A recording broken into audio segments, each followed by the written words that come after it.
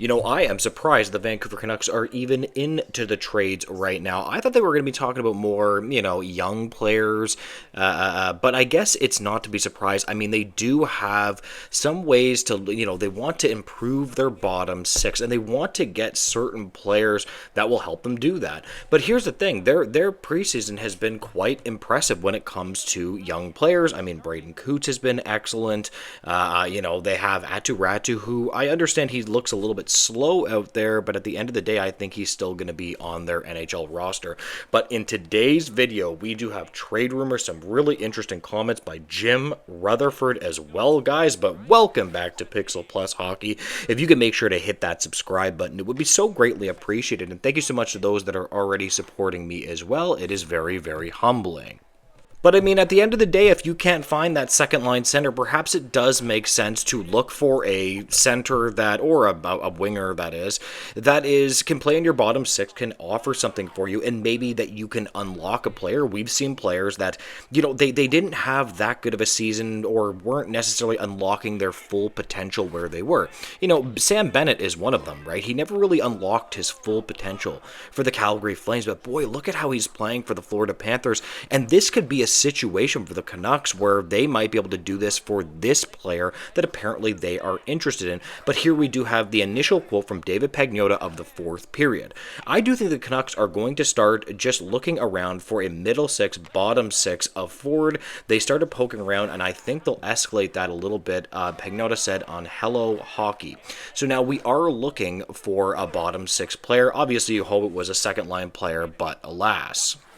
And it's funny, we know that Lukas Reichel has pretty much requested a trade. I think that he's not very happy with the Blackhawks. And here we have a very interesting quote. The Chicago Blackhawks have been actively exploring the trade market in an attempt to move Lukas Reichel. Blackhawks GM Kyle Davidson has been engaged in talks with multiple teams about Reichel, who is open to a change of scenery as his opportunities in Chicago seem to be dwindling. Close quote. Now, here's the question. Could Vancouver give him more opportunity? That's certainly possible. So this is a left-shooting winger, shoots left on a left wing. He's 6 foot, he's 23 years old, weighs 170 pounds. Now, he's never really been able to unlock his potential. He was drafted 17th overall in 2020, but he's never been able to fully unlock the potential that you thought he was going to be, but still a pretty decent player. But again, as I said before, I'm not saying that this player is Sam Bennett, but I'm saying that, is this a player that the Canucks could get and then possibly unlock his potential? Last year, he played 70 games, 8 goals, 14 points, and 22 points. I mean, again, he actually has really good American Hockey League stats, and it's such an interesting play. If you look at 21-22 for the Rockford Ice Hogs in the American Hockey League, he actually had 57 points in 56 games. Furthermore, in 22-23, 51 points in 55 games, and 23-24, 8 points in 10 games. This is a player that has really consistently been able to perform in the American Hockey League especially. It is actually kind of wild, too, because if you actually look at his average time on ice last year, he got 11 minutes and 55 seconds average ice time in 70 games. It's interesting. No wonder he wants a trade because it has dwindled quite a bit. In 22-23, he played 16 minutes and 22 seconds on average, 14 minutes in and now just below 12 minutes on average. That is quite interesting to see that, he just has not had the opportunity here. The funny thing about him in 22-23, when he was actually getting about 16 minutes of ice time, in the 23 games that he played, he actually had 15 points. This is why I keep on pointing to this player and saying, maybe he ends up just being not very good, but it seems to me when he actually gets a decent amount of ice time, he can produce. That's why I'm thinking to myself, is this a player that the Canucks could pick up for super cheap? I kind of understand why they're considering this player. It actually kind of makes a lot of sense. It would be better, obviously, if he could play center. I know every player likes to think that they can play center in the NHL, but they can't. But honestly, I kind of understand why the Canucks are going ahead and looking into this player. Now, I want to be clear. I would try to get this player on a big time bargain, right? Like a huge bargain, and really try to hustle the Blackhawks, because if they are, if he is requesting a trade, then they probably are stuck between a rock and a hard place, and you might have to just move him anyway. Now, I wanted to shift gears and talk a little bit about Quinn Hughes, just a couple minutes about Quinn Hughes to end this video. And I'm looking at this player saying to myself, I'm going to stay consistent. I think he's going to re-sign. I think he likes it in Vancouver. I think the Vancouver Canucks are 50-50 whether they make the playoffs, but I think they just certainly have a chance. I'm going to lean slightly over to yes. That's my opinion. I don't think their division is that good either, so I certainly think that they could. But we have some new interesting quotes from Rutherford. But first, I want to remind you of the quotes that we had before of him.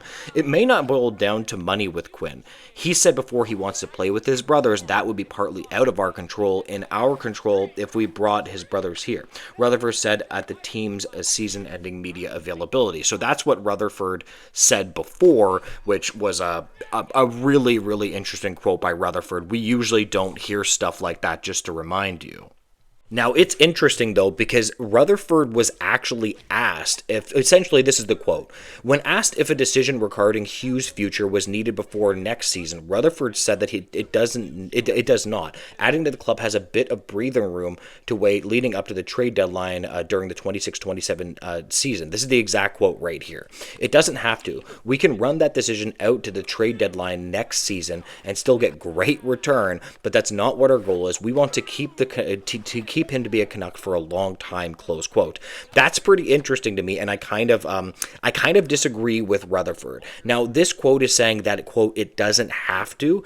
I would actually, listen, my take has always been with Quinn Hughes, that if you think that he's going to leave the Canucks, you have to get out ahead of this. You want to get as much value as you can. He's talking about great return. I think that if you move him before this trade deadline, not that you should try to re-sign him, but if you trade him before this trade deadline and you don't think that he's going to re-sign, it actually makes a lot of sense to move on from him right now, right? Not right now, but it could make sense this season. Now, I want to be clear. I'm not saying they should move on from him. That's not what I'm saying. What I'm saying is that if you don't think that he's going to re-sign, you're between a rock and a hard place. I would start putting the screws to Quinn Hughes right now and saying, hey, listen, if we don't think that you're going to re-sign, we have to move on here. We have to move on here. It's the only responsible thing for our franchise, and get as much as we can and get a great return. Then you can tell the other team that you have the rest of this season and then next season as well, so it will bring more value in. My point ultimately is if they don't think that he's going to re-sign, what is the harm in getting out ahead of this? That would be my take, right? So ultimately, I would, of course, want to keep an elite defenseman in my franchise for, the rest of his NHL career. But if you don't think that's going to happen, I'm sorry, man. We need to think about moving on from this player. That would just be my opinion. Anyways, I just wanted to touch on those two Canucks things. If you could make sure to like, comment, and subscribe, I would greatly appreciate it, guys. And make sure to have a great day. Goodbye, guys.